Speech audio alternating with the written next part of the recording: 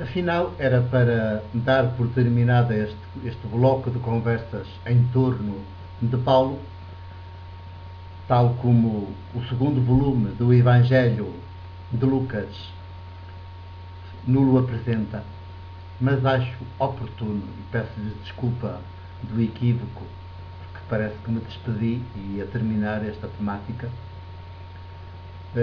mas são conversas assim. E então parece-me oportuno ainda dedicar mais uns minutos, não acabar assim tão abruptamente como estava a acabar. E quero dizer-lhes que, de facto, o Evangelho, o segundo volume do Evangelho de Lucas, conhecido por Atos dos Apóstolos, é que termina abruptamente, porque diz aquele pormenor, põe Paulo a ficar absolutamente decepcionado com o judaísmo e, de certa maneira, os judeus que estavam naquela fé judaica sem Messias, não conseguiu convencê-los a aderir à fé judaica com Messias vitorioso, apesar de argumentar e contra-argumentar, é doutor da lei, sabe do que fala, citações bíblicas era com ele, mas a lei na sua letra, sem espírito, e portanto sem o intérprete, o hermeneuta, digamos, absolutamente autorizado e reconhecido por Deus, Criador de nosso Abá, que é Jesus.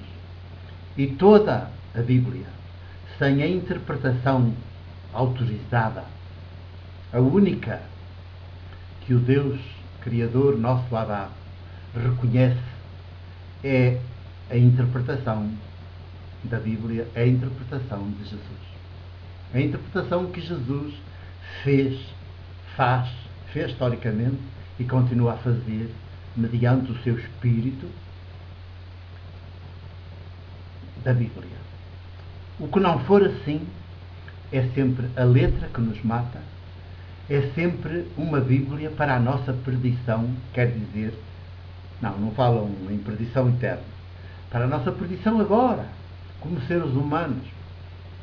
Passamos a vida, com mais anos ou menos aqui na história, escravos da lei, escravos da letra, perdidos naquelas coisas, naquelas discussões, sem pés nem cabeça, como fazem as testemunhas de Jeová, como fazem as igrejas ditas evangélicas e cristãs, e sempre à cata de, com isso, ganhar novos adeptos, mais gente para pagar os dízimos, terem mais influência na sociedade porque apresentam estatísticas elevadas de aderentes e, sobretudo, para engordar a conta bancária do bispo, dos bispos, dos pastores ou dos párocos, no caso da Igreja Católica, que hoje, com 3, 4, 5, 6 paróquias cada um, é um estadias em termos de rendimento financeiro. Ora bem, o segundo volume é que termina assim de forma abrupta. Quando Paulo se vê já em Roma, nem é em Roma, que era suposto que os judeus estivessem mais abertos àquele projeto de judaísmo com o Messias vitorioso que ele levava, que ele andava a anunciar, não anunciava Jesus. Quando vê que nem aí, no centro da cidade, na capital do paganismo do Império, nem aí os judeus aceitaram o seu projeto, muito menos aceitariam Jesus, é claro, a radicalidade de Jesus e do projeto político de Jesus. Então ele finalmente toma a decisão de passar a anunciar Jesus e o seu Evangelho do Reino, o reinado de Deus, de todos os povos, com todos os povos, em pé de igualdade. E esta decisão agora não foi sequer testada, isto é, porque o segundo volume do Evangelho de Lucas não é para dizer como é que a pessoa vive depois de ter dado a sua adesão a Jesus. Isso já não se escreve. Já não se escreve. O que ele escreveu foi para dizer como é que as pessoas tiveram tanta dificuldade em aderir ao projeto político de Jesus e à sua mesma fé. Já nos Evangelhos, o grupo dos 12 é o grande opositor. E Jesus batalhou, não conseguiu até à sua morte crucificada. Vê-se por este segundo volume do Evangelho de Lucas que mesmo o chefe do grupo dos 12, mesmo depois da morte crucificada de Jesus, continua a batalhar contra o projeto de Jesus, contra Jesus, pelo projeto do judaísmo, do Messias vencedor. Agora, Paulo, se com Pedro gastou 12 capítulos, com Paulo gasta 16, são tantas as peripécias que ele faz para fugir ao Espírito Santo, para continuar um judeu de gema, com fé judaica, apenas com o Messias acrescentado, com o Messias agora já vitorioso, e não consegue nada. E então, assim como não se ocupou do Pedro, depois que aderiu a Jesus e ao seu projeto, tanto que renunciou ao projeto judaico de poder da Casa Real de David e ao Império Judaico, que Deus iria implantar através do seu Messias vitorioso, esmagador dos inimigos. Também, agora, não se ocupará de Paulo em Roma. Só dá este pequenino toque, e até não muito claro. É assim um pouco confuso. Não fica assim tão bem explícito. Está implícito, mas... E acaba abruptamente este livro, portanto, este segundo volume do seu Evangelho. Acaba abruptamente.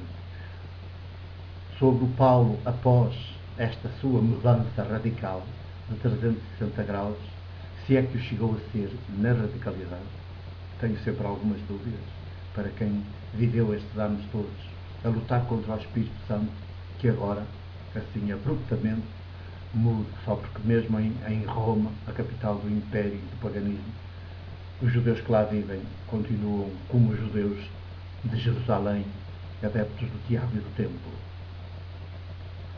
Ora bem, mas temos de pensar que século XXI, este Jesus século XXI, não o encontramos nas igrejas, nem na católica nem nas outras. Não o encontramos. O que encontramos nas igrejas é o projeto, é o judaísmo com o Messias, a fé judaica com o Messias vitorioso do Paulo. Por isso Paulo pode bem considerar-se não o fundador do cristianismo, mas o propagador desse cristianismo, porque efetivamente foi em Antioquia que se começaram a chamar cristãos, porque já era judeus com Messias vencedor, por isso cristãos, Messias é Cristo, vencedor. E agora o Paulo andou a espalhar, aderiu a isso, e andou a espalhar, a trabalhar para espalhar isso. E não é que as igrejas, também a católica, sobretudo a católica, se agarraram a este Paulo, não perceberam que ele andava desviado e que só no fim do segundo volume ele aparece a abrir-se a Jesus e ao seu projeto. Pois bem, temos de mudar radicalmente, mais ainda do que Paulo, que estamos no século XXI, e temos a obrigação de perceber que o cristianismo não passa de judeu-cristianismo. E como judeu-cristianismo não vamos a lado nenhum. Somos mais do mesmo, somos poder, somos império, aqui no âmbito religioso agora e eclesiástico, mas coligado com o poder político e com o poder económico-financeiro. A trindade de poderes, dos poderes que dominam e subjugam o mundo. Hoje, especialmente, o poder financeiro global. Acordemos, convertamos-nos, mudemos do Deus ídolo, do judeu ao cristianismo, para o Deus Criador, Abba, nosso Abba, o de Jesus. É isto que vos desejo e agora sim, dou-vos o meu abraço.